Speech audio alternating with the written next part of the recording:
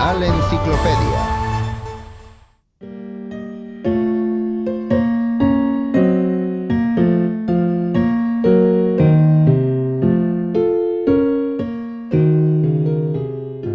Fue un músico insigne y un compositor genial. Sin embargo, su música, a la que Goethe comparó con el pensamiento divino antes de la creación, no fue comprendida por sus contemporáneos. Juan Sebastián Bach no logró el reconocimiento público hasta 2 siglos después de su muerte. El compositor alemán Juan Sebastián Bach nació el 21 de marzo del año 1685 en una familia de músicos. En su Turingia natal había tantos organistas, directores de orquesta y compositores llamados Bach que el apellido casi había llegado a ser sinónimo de músico. La madre de Bach murió cuando éste tenía 9 años y su padre, que ya le había dado las primeras lecciones de música, falleció al año siguiente. El pequeño huérfano se fue a vivir a Ohrdruf con su hermano mayor, Juan Cristóbal, organista y profesor de música, quien se ocupó de continuar la formación musical de Juan Sebastián.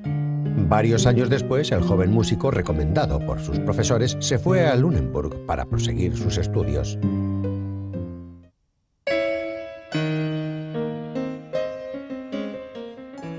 Durante el viaje, el joven visitaba todas las capillas que encontraba a su paso para observar los órganos, en los que estaba cada vez más interesado. Se graduó en la Escuela de la Iglesia de San Miguel, obteniendo un diploma que le daba acceso a la universidad. Pero el joven músico, ante la imposibilidad de cursar estudios universitarios porque tenía que ganarse la vida, dedicó todas sus fuerzas a la interpretación y a perfeccionar su técnica. Bach inició un peregrinaje de ciudad en ciudad que habría de prolongarse durante varios años. Él solo primero, y acompañado por su joven esposa, María Bárbara después, Bach era un simple organista de iglesia, un oficio humilde y oscuro que él iluminaba imprimiéndole toda su fuerza e ilusión, lo que producía cierto malestar entre la burguesía y el clero. En esa época, el talento como compositor de Bach se desarrolló rápidamente. Fascinaba a su público interpretando sus primeras cantatas con inusitada frescura. A los 23 años, Bach entró al servicio del duque de Weimar. Allí tuvo la oportunidad de dar rienda suelta a su talento desde un principio. Combinaba su oficio de organista con el de ayudante del director musical de la capilla. También compuso música de diversos géneros y nunca tuvo miedo de experimentar. Al trasladarse a Köthen, Bach se vio privado de su querida música de órgano. En la humilde corte del príncipe Köthen no había ningún órgano.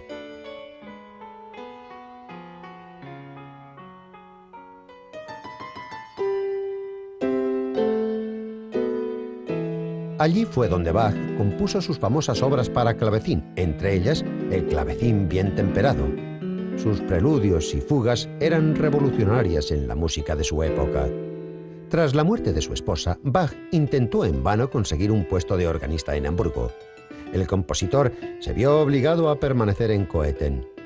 Al cabo de un año contrajo matrimonio con Anna Magdalena Wickel.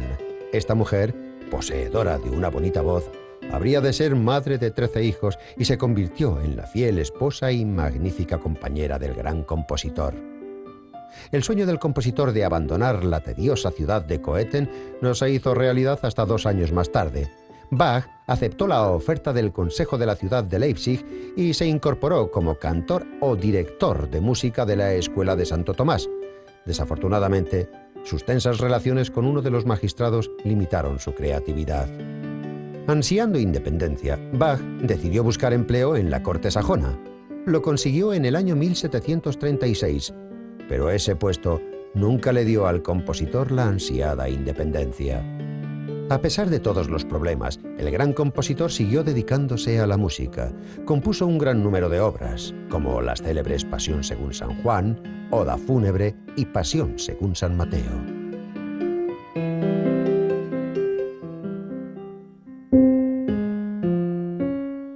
La última década de su vida, Bach apenas salió de casa. Sus únicos contactos con el mundo exterior eran su esposa Ana Magdalena, sus hijos y algunos alumnos. A los 64 años, Juan Sebastián se quedó casi ciego. Incapaz de escribir su música, se la dictaba a su esposa o a su yerno.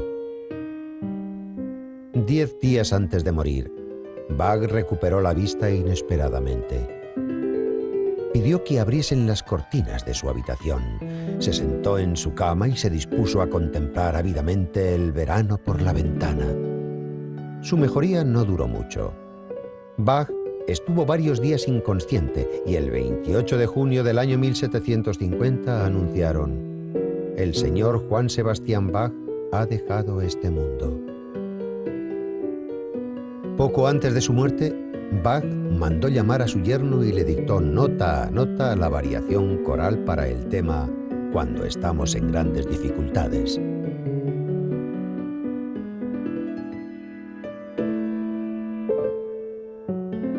Después cambió de idea y le pidió que tachase ese título y escribiese otro: Ante tu trono me presento.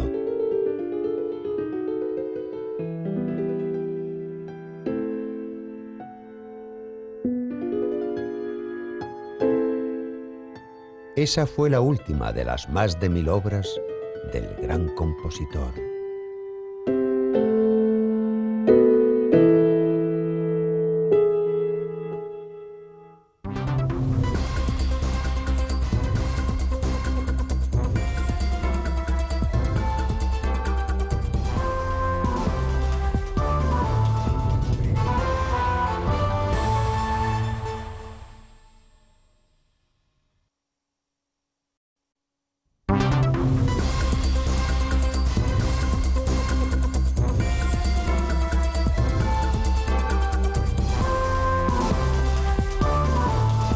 Canal Enciclopedia. A la edad de 32 años escribió: «Oh, qué injustos sois conmigo todos aquellos que me consideráis cortante, testarudo y misántropo. Ha faltado muy poco para que acabara con mi vida. Solo la fuerza del arte me retuvo». El arte no solamente le previno de la muerte, sino que también le ofreció la inmortalidad al general de la música Ludwig van Beethoven. Ludwig van Beethoven nació el 16 de diciembre del año 1770 en Bonn. Su madre murió a una temprana edad y su padre, el tenor de la corte, dado a la bebida, se gastaba su escaso sueldo en ella. Obligó al joven Ludwig a estudiar música para explotar el talento del que, según él, sería el pequeño Mozart. Por lo tanto, siendo muy joven, Beethoven tuvo que hacerse cargo de toda su familia, formada por 2 hermanos pequeños y un padre alcohólico. Beethoven creó su primera composición a la temprana edad de 12 años y con solo 20 compuso su primer ballet. Beethoven nunca obtuvo una educación sistemática, pero su receptiva, de una naturalidad brillante, y sus magníficas improvisaciones al piano llamaron la atención de las mejores familias de Bonn, quienes apoyaron económicamente al joven talento. Según las declaraciones de algunos de sus contemporáneos, era un joven presumido, pero era amable y amigo de sus amigos. En el año 1792, gracias a su talento, consiguió un protector que le financiara su viaje y sus estudios en la ciudad de la música europea. En Viena, Beethoven se unió al círculo de músicos principiantes y con posibilidades económicas y músicos profesionales. Sus primeras composiciones, en algunos aspectos, seguían los cánones del siglo XVIII, aunque de vez en cuando se revelaban en sus partituras algo de romanticismo y rebeldía. En sus composiciones, las normas habituales se rompían con descaro y creaban una atmósfera que reflejaba una arbitrariedad agresiva a los oyentes. Haydn le dijo una vez al joven compositor: «A pesar de tu increíble talento, siempre habrá algo diferente en tus composiciones, puesto que eres un poco sombrío y extraño». Poco a poco, el joven agradable fue convirtiéndose en un hombre de mal carácter, capaz de lanzar insultos a cualquier miembro de la orquesta.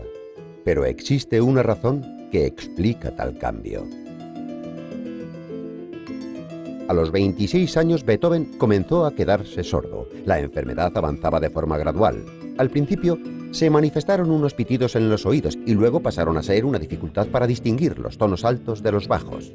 Beethoven cayó en la desesperación. Estaba avergonzado de su discapacidad y temía despertar la lástima de los demás. Ludwig pasó a ser una persona negativa y severa. A veces llegaba a ser vasto y muy poco diplomático, pero consiguió ocultar su enfermedad durante 10 largos años. El hecho de que a veces contestara a destiempo se achacaba a su actitud áspera y a su ya conocida abstracción del mundo.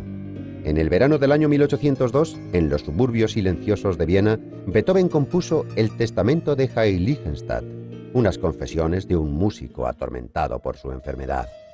No obstante, Beethoven era lo bastante fuerte como para controlar su destino. Escapó del mundo real y se adentró en su propio mundo, un mundo formado por sus propios sonidos, un mundo en el que la vida real le pasaba de largo. Haciendo frente al eterno silencio, Beethoven creó sus composiciones maestras, la sonata de Kreutzer, una obertura a la tragedia Coriolano, canciones a la poesía de Goethe y sonatas de piano como Waltein y Appassionata. En el año 1803, su tercera sinfonía, o Heroica, fue el comienzo de lo que Beethoven denominaba una nueva tendencia. El compositor nunca se casó. Muchas mujeres le rechazaban.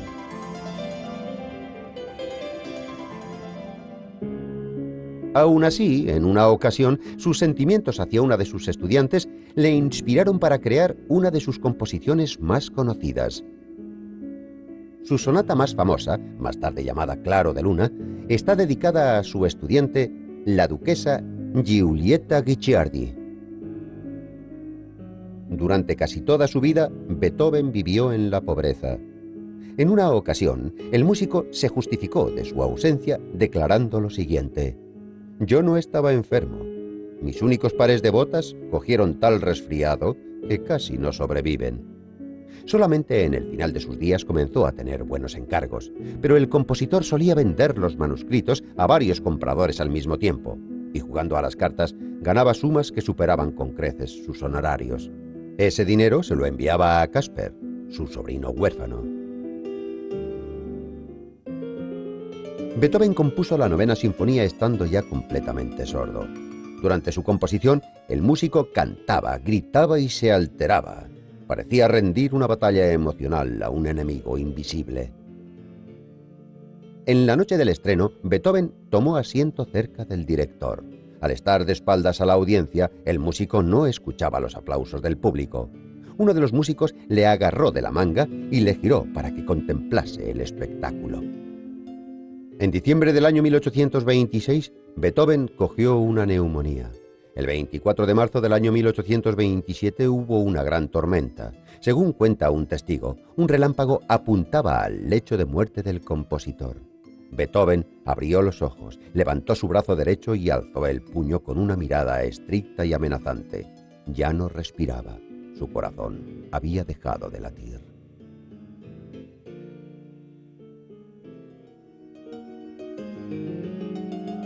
El escritor Romain Rolland decía que Beethoven ha sido la fuerza más heroica del arte.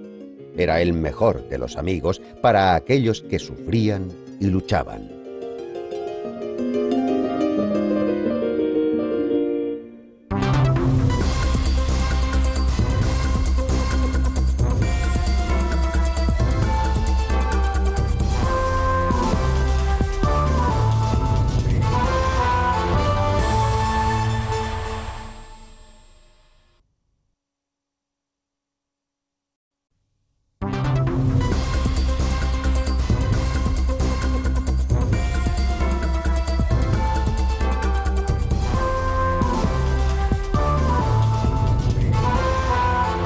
Canal Enciclopedia.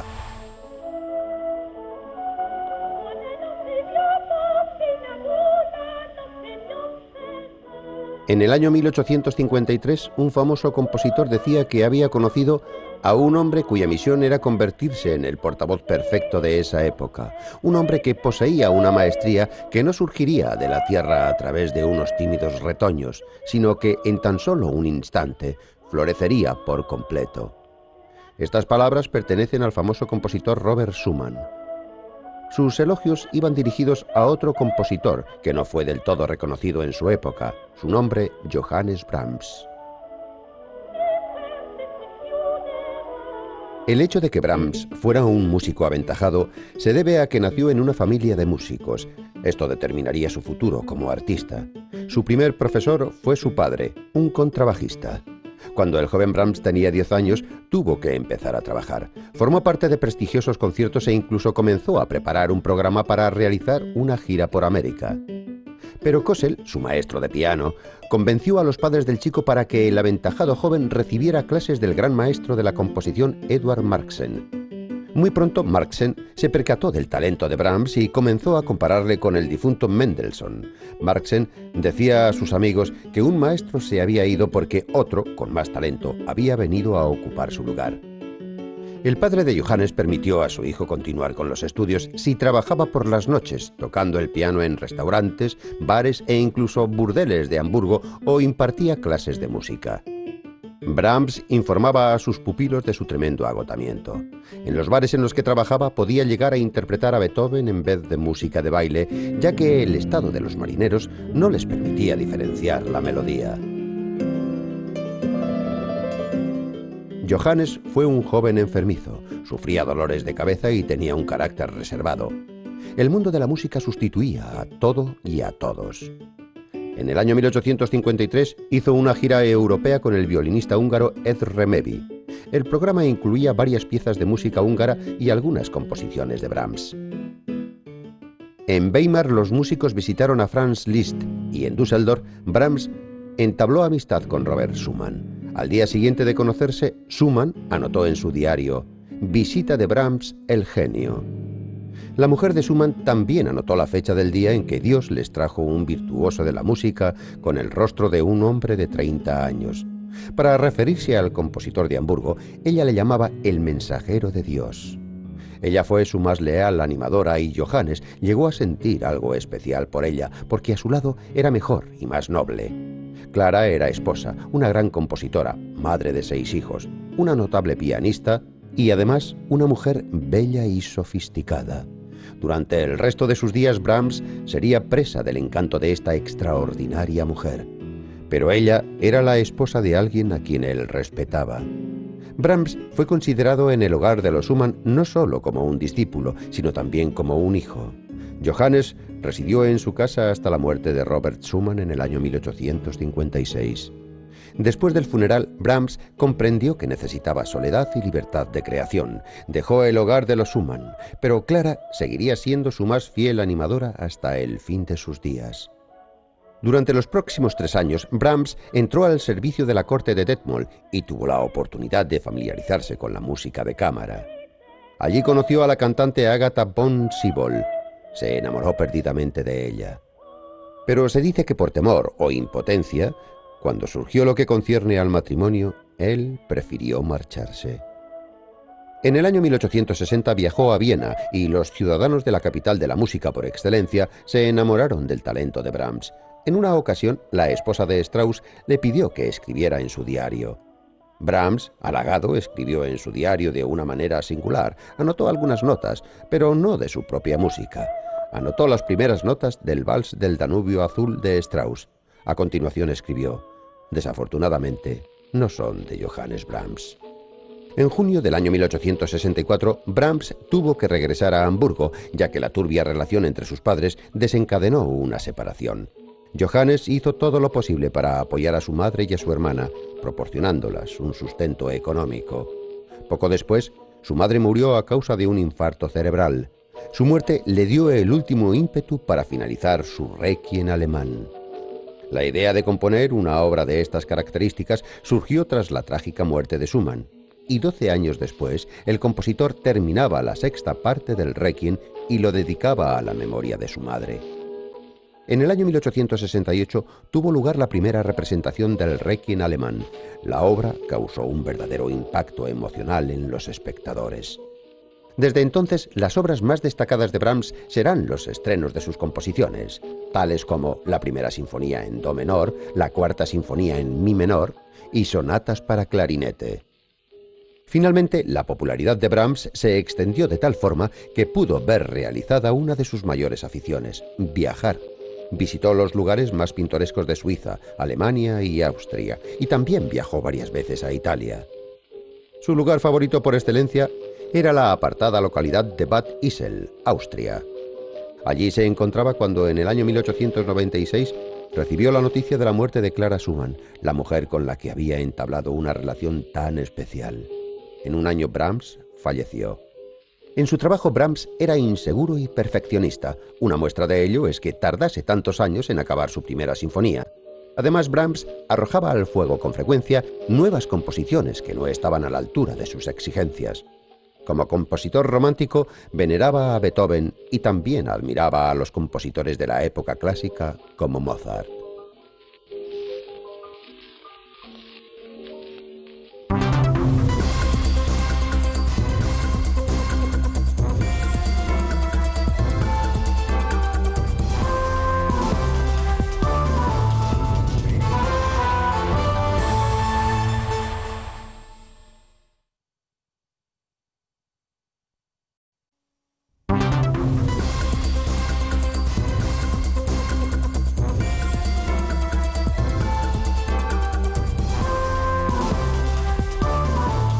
Canal Enciclopedia.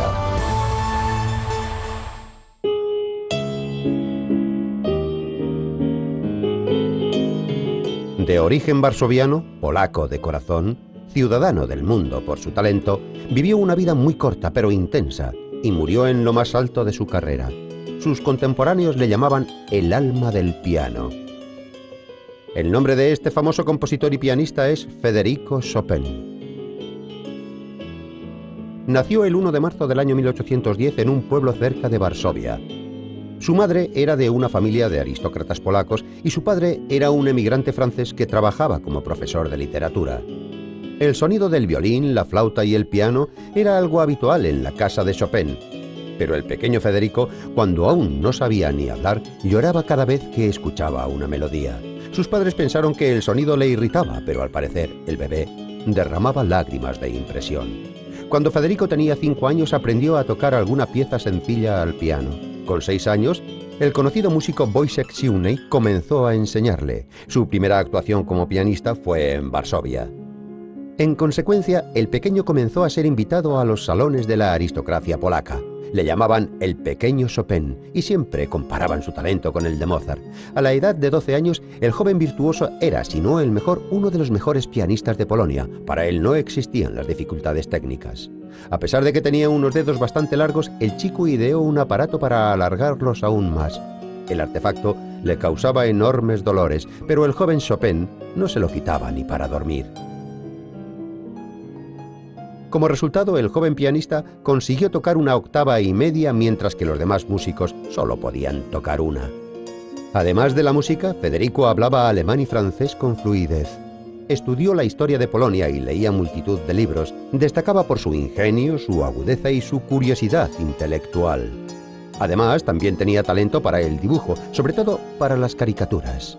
Y su talento en la mímica era tan especial que incluso podría haberse dedicado a la comedia. Tras finalizar sus estudios en la Escuela Superior de Música de Varsovia, Chopin fue reconocido como el mejor pianista polaco. Su talento como compositor ya había madurado. 2 conciertos de piano y orquesta compuestos a los 19 años siguen siendo las piezas favoritas de músicos en todo el mundo. En el año 1830, Chopin decidió emprender una gira por Europa. Se llevó consigo un puñado de tierra polaca como símbolo de que volvería a su hogar, pero al parecer esa fue la última vez que estuvo en Polonia.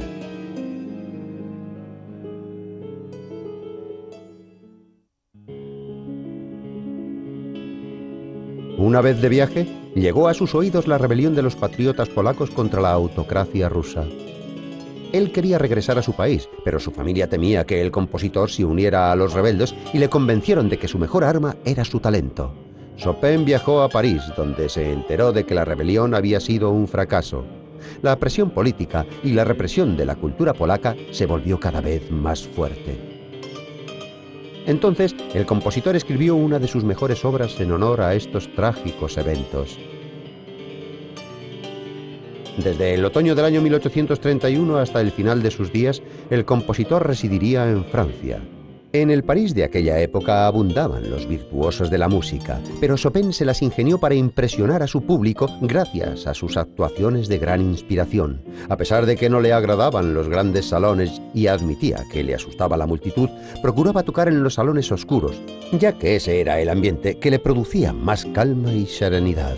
No obstante, las actuaciones no le aportaban demasiado dinero, así que el músico tuvo que impartir 5 horas de clase diarias.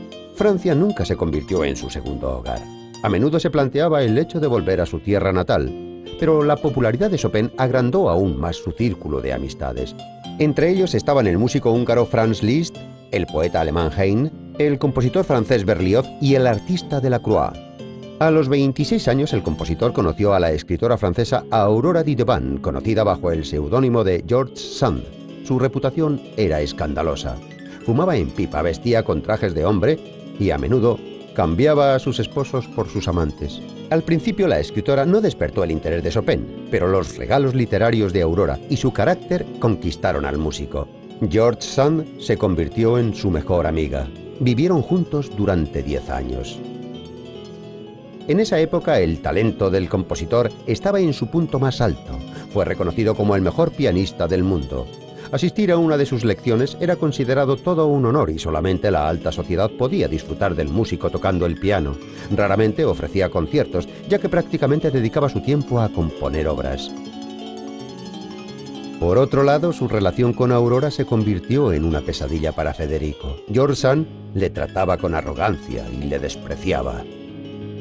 Los amigos del compositor veían a Aurora como una planta venenosa que hacía miserable la existencia del compositor. La ruptura de su relación con George Sand, la muerte de su padre y de su mejor alumno, sumieron a Chopin en una depresión mental que agravó su vieja dolencia en los pulmones. Durante los próximos 2 años no compuso ni escribió prácticamente nada. La tuberculosis progresaba y su fama como compositor degeneraba. Federico Chopin murió el 17 de octubre del año 1849. Solamente tenía 39 años. En su funeral, los mejores músicos interpretaron obras de Chopin y de Mozart. Aunque su cuerpo permanece en París, se obedeció la última voluntad del músico, extrayendo su corazón y depositándolo en la iglesia de Santa Cruz de Varsovia. Chopin ofreció su último concierto en Londres, en honor a sus compatriotas los inmigrantes polacos. El músico, a quien algunos llamaban el Mozart polaco, fue la personificación de la creatividad de toda la nación polaca.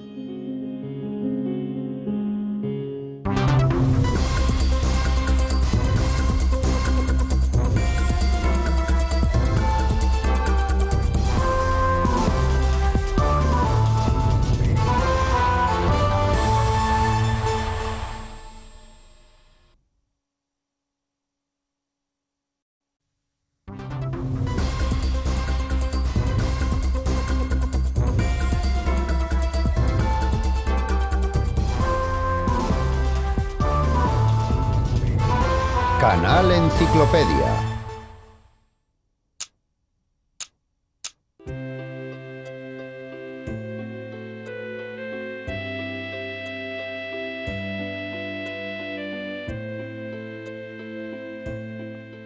¿Hay alguien hoy en día que no reconozca esta melodía? El talento de su autor fue vagamente reconocido durante su vida. Franz Schubert, uno de los primeros compositores románticos, ponía un trocito de su alma, sorprendentemente pura e inocente, en cada una de sus composiciones.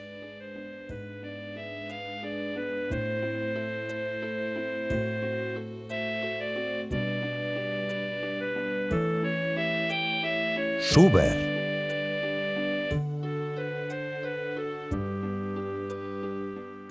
Franz Schubert nació el 31 de enero del año 1797 en el seno de una numerosa familia en los suburbios de Viena. La música siempre estuvo presente en la familia Schubert, ya que una pequeña compañía de músicos amateur se reunía allí durante sus vacaciones. Su padre le enseñó a tocar el violín, su hermano mayor a tocar el piano y un profesor le impartió clases de teoría musical y de órgano.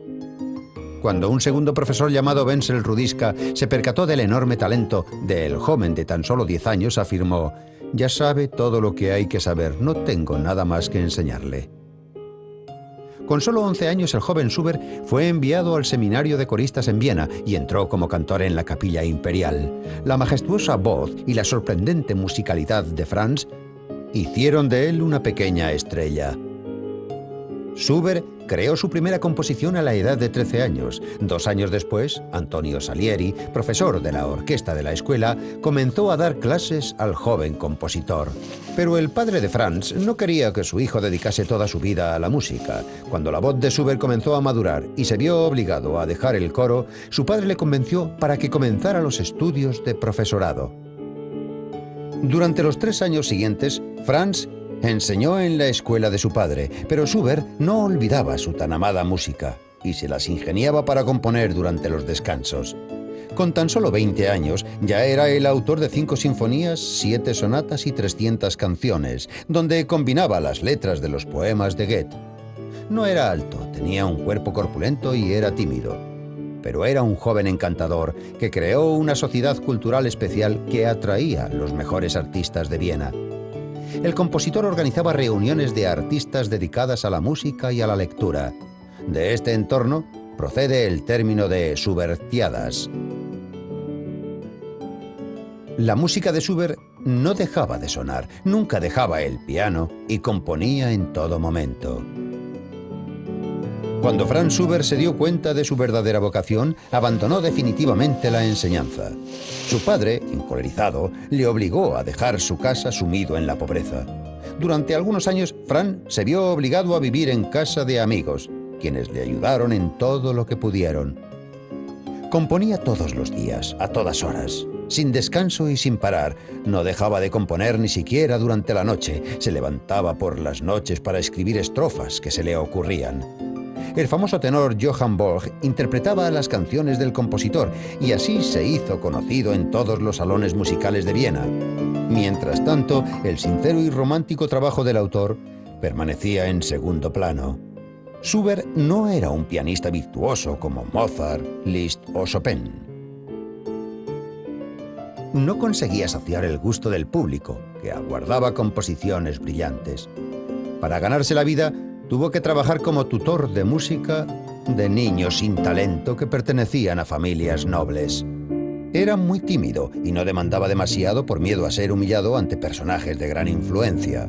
Franz era a veces víctima de sus editores, ya que estos sacaban beneficio de su credulidad. Además, debido a su pobreza, se le prohibió casarse con la mujer que amaba, que finalmente se desposó con un confitero adinerado. A causa de la desesperación, en una ocasión, el compositor colgó su abrigo con los bolsillos hacia afuera, con el único objetivo de mostrar a sus acreedores que no tenía nada más que ofrecerles. «¿Qué me va a ocurrir?», escribió en una ocasión. «Puede que en mi vejez, al igual que el arpista de Goethe, tenga que ir de puerta en puerta pidiendo limosna». No sabía que nunca llegaría a la vejez. Cuando el artista se encontraba sumido en la desesperación, la diosa Fortuna comenzó a sonreírle. El 26 de marzo del año 1828 fue nombrado miembro honorífico de la Sociedad de Amigos de la Música de Viena. Ahí fue cuando celebró su primer concierto propio. Por primera y única vez en su vida, Franz Schubert saboreó lo que era el verdadero éxito.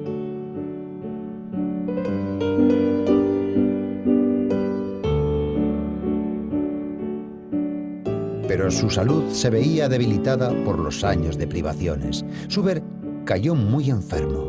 El destino permitió que el romántico vienés Franz Schubert muriera a la edad de 31 años. La inscripción de la modesta tumba dice: «Aquí yace un rico tesoro y, sobre todo, más esperanzas gloriosas».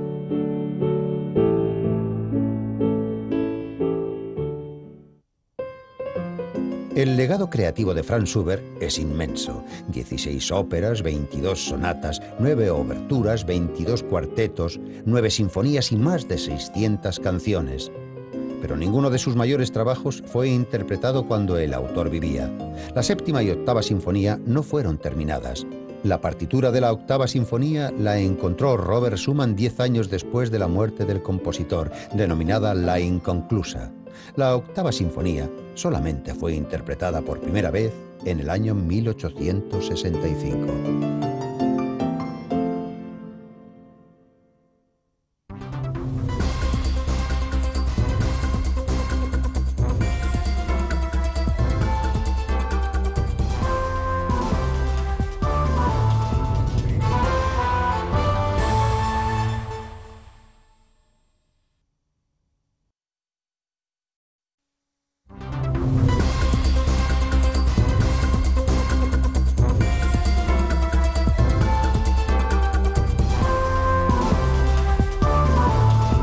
Canal Enciclopedia.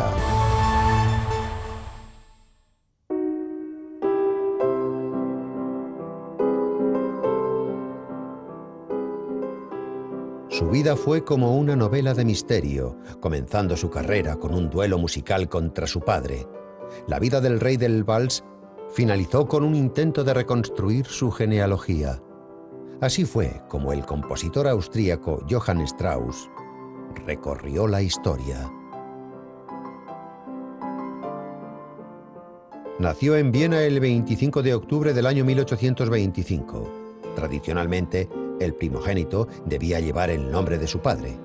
Johann Strauss padre era compositor, director y violinista. Sus amigos le conocían como el Moro, no por su apariencia, sino por la envidia que tenía a sus competidores. Strauss padre amaba la competitividad incluso con sus propios hijos. Desobedeciendo a su padre, el pequeño Johann comenzó a cantar en una capilla y tomar lecciones de violín y piano en secreto. Más de una vez fue castigado por ello. Respetando la voluntad de su padre, Johann comenzó a estudiar en la Universidad Politécnica, pero pronto fue expulsado por cantar en la clase de matemáticas. Johann Strauss hijo no concebía una vida sin la música.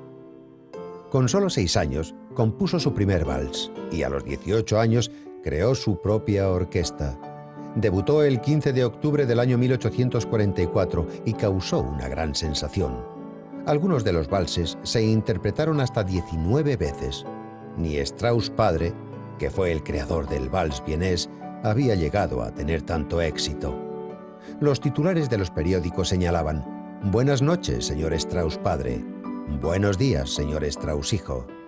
Ahí fue cuando el joven Johann, de tan solo 19 años, se convirtió en el mayor adversario de su padre. Con el comienzo de la Revolución del año 1848, padre e hijo se posicionaron en bandos literalmente contrarios.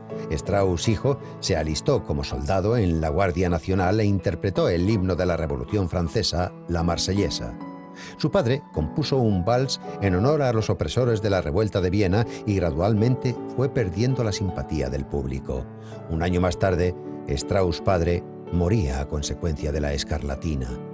La Orquesta de Viena, dirigida por Strauss padre, eligió como nuevo director al joven Johann. Aquí comenzó la gran fama del agraciado, encantador y jovial compositor.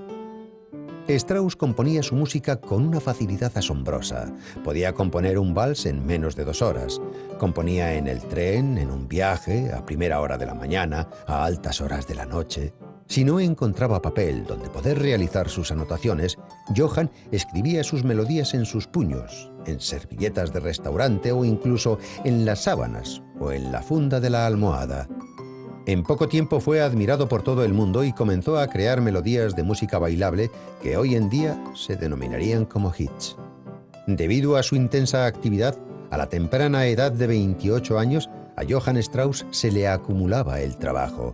Sus hermanos Joseph y Edward se encargaron de la dirección de la orquesta, y así la familia Strauss pasaría a ser una de las familias más conocidas en la historia de la música. En el año 1854, la Compañía Ferroviaria de San Petersburgo solicitó los servicios de Strauss. La compañía rusa quería aumentar la demanda y pidieron al compositor que ofreciera 6 conciertos semanales en el lujoso vestíbulo de la estación de Pavlovsk.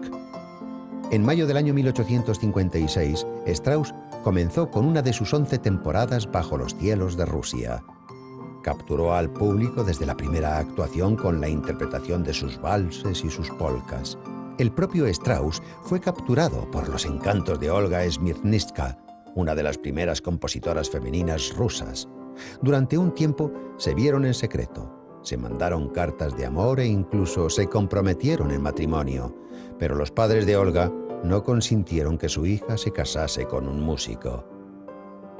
Strauss buscó consuelo en Henrietta Treves y contrajo matrimonio con ella. La ex cantante de ópera era 8 años mayor que el compositor, era una mujer muy experimentada y tenía 7 hijos. Henrietta trataba a Strauss como un hijo más. Le diseñaba y le amueblaba las casas y le acompañaba en todos sus viajes.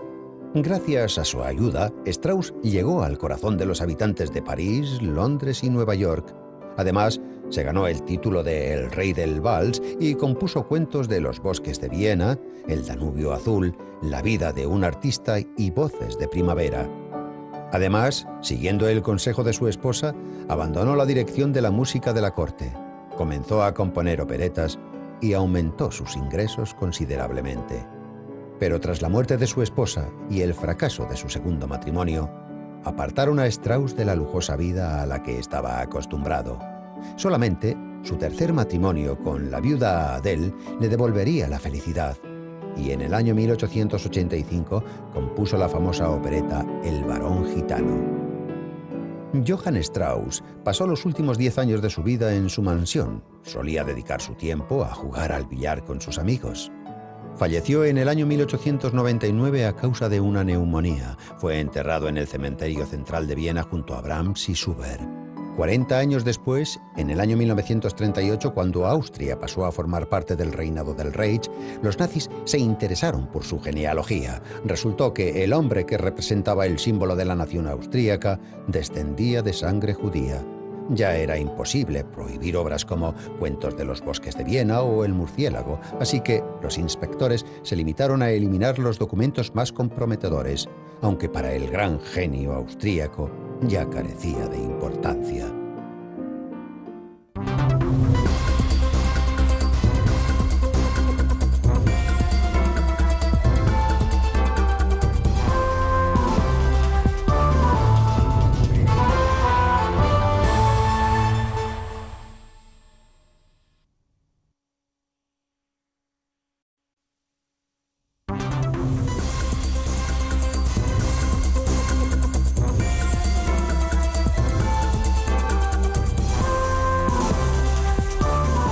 Canal Enciclopedia.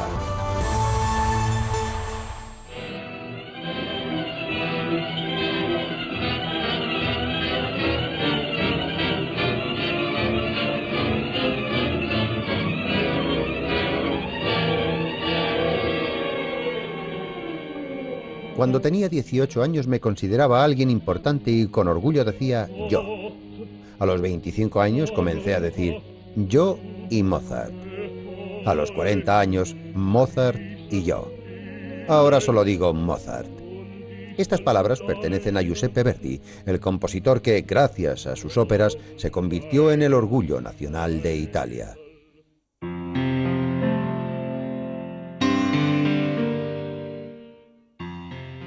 Giuseppe Fortunino Francesco Verdi nació el 10 de octubre del año 1813 en la localidad de Roncole, en la provincia de Parma. A los 10 años, el joven ya tocaba el órgano en la iglesia local. Pronto, Ferdinando Provesi, un gran organista y director de la Orquesta Filarmónica del pueblo vecino de Busseto, se dio cuenta del talento del chico. Provesi tuteló a Verdi y le enseñó las bases de la composición musical y las técnicas de dirección. Además, le ayudó a mejorar con el órgano. El comerciante local Antonio Barezzi acogió al joven músico en su casa y se ofreció a pagarle su educación. Pero a la edad de 19 años, Verdi no fue admitido en el Conservatorio de Milán. Volvió a Busseto y en el año 1836 Verdi se casó con Margherita Barezzi, la hija de su mecenas. Pronto tuvieron una hija y un hijo.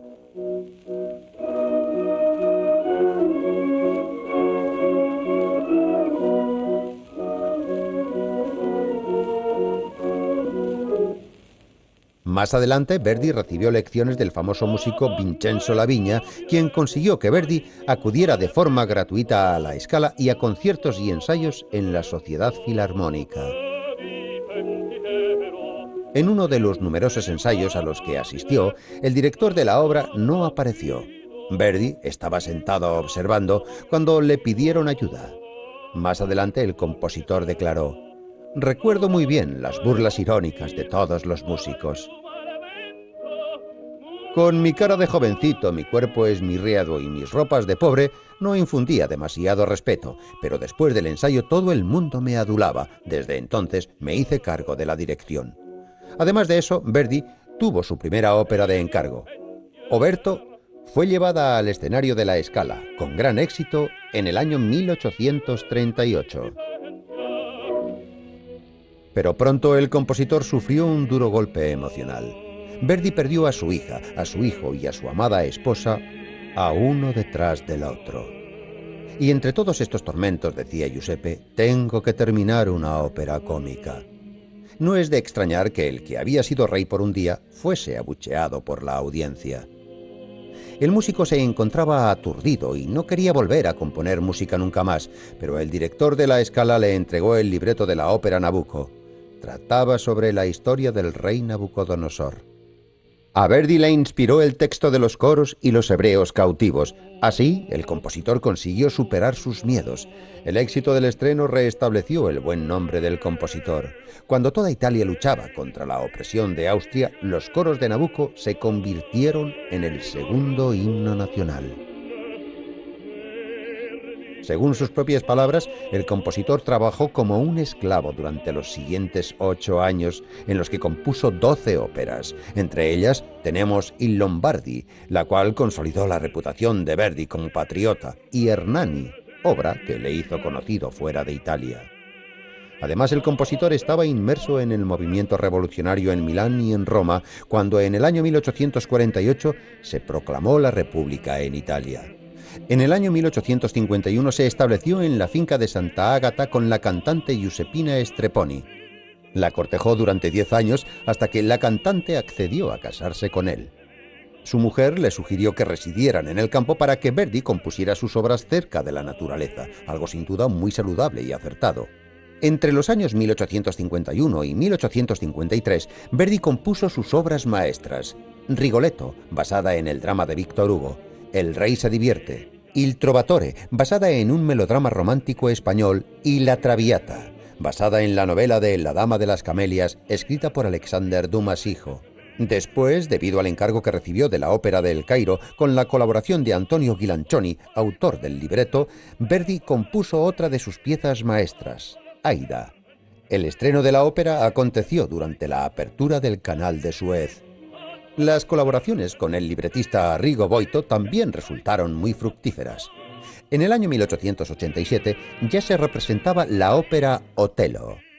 A los 80 años de edad, Verdi consiguió superar los prejuicios de componer una comedia musical y compuso la ópera Falstaff, basada en Las alegres comadres de Windsor, una obra de Shakespeare. En el año 1889 Verdi se convirtió en senador. Compró un terreno y construyó una casa para músicos ancianos. Más tarde, dijo que esa había sido su mejor obra. Mientras celebraba su 85 cumpleaños, Verdi admitía melancólicamente: «Mi nombre huele a la época de las momias. He perdido el tiempo pronunciando mi nombre entre dientes». Giuseppe Verdi murió en el año 1901. El país de Italia lloró la muerte del artista.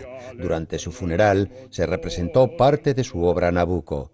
Esta composición fue la primera en sonar cuando los conciertos en la Scala se reanudaron tras la Segunda Guerra Mundial. En Busseto, desde el año 1961, se lleva a cabo un concurso de voces llamado Las Voces de Verdi.